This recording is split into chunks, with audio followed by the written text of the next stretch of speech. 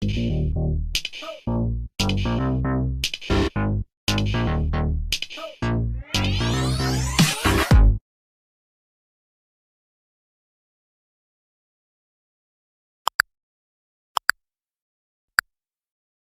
DB Singa at andito kami sa U Village para mag-conduct ng interview sa isang ABM College graduate. At pwede ba naming may tanong ang iyong pangalan? Good afternoon. I am Raven Jaika Tikia. I graduated from Jen Santos Foundation College in Bachelor of Business Administration and major in Financial Management, and I graduated in year 2020 to 2021. May tanong ako sa iyo.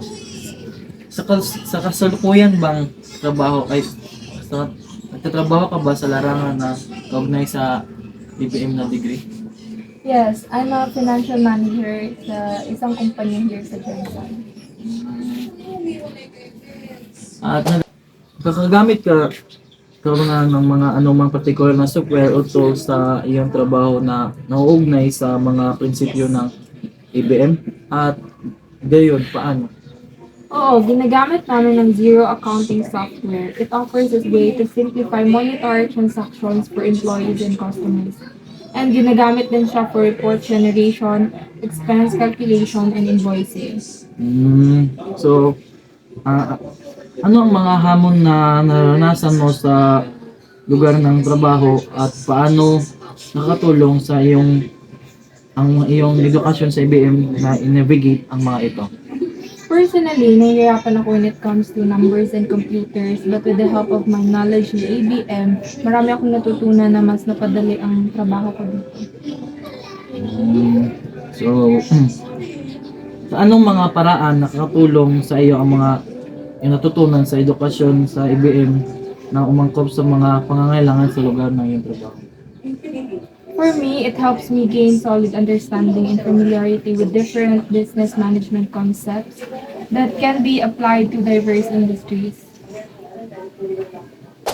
At ano ang mga pagkakataon sa pagtulong sa karera ang naranasan mo bilang nagtapos sa ABM? This is my first opportunity as an ABM graduate. I am a financial manager, and hindi madali, but with dedication and having faith in myself and my capabilities, I've been able to get here. Ano kaya mabibigay mo sa mga kasukuyang estudyante ng ABM? For you, never stop on learning and always love what you're doing. Eventually, you will be the one na mag-gain sa knowledge nyo, and as long as possible, create a healthy relationship with your workmates for you to have also a healthy workforce. Miss Raven, sa pag-share sa mga natutunan mo about sa IBM na strand. You're welcome. So yun na, at may pahabol pala ako at may kasama pa pala kaming mag-interview sa Pau Pau, at yun pala ay si Adrian Catu. Kasi ninyong lahat, ako nga pala si Adrian Cato at nandito po ako ngayon sa City of Pau Pau upang maghanap ng isang ABM graduate noon at pwede nating ma-interview. May nahanap na po tayong ABM graduate at i-interviewin na po natin. Pwede po ba kayong magpakilala, sir? Umagas ng lahat, ako nga pala si Dixon Monsibad, isang ABM graduate noon.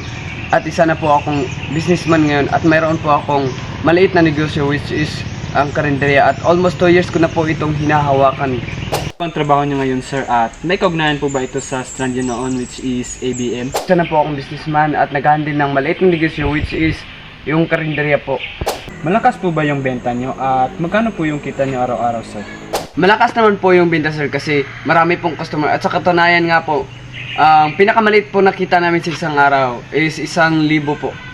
Malaki-laki rin po pala yung kita niyo, sir, at ano po yung na-apply niyo sa negosyo niyo ngayon na related sa ABM strand yun noon? Isa nga po sa nakatulong sa akin ay itong business math at marami po akong natutunan na mga techniques at na-apply ko po ito sa aking negosyo.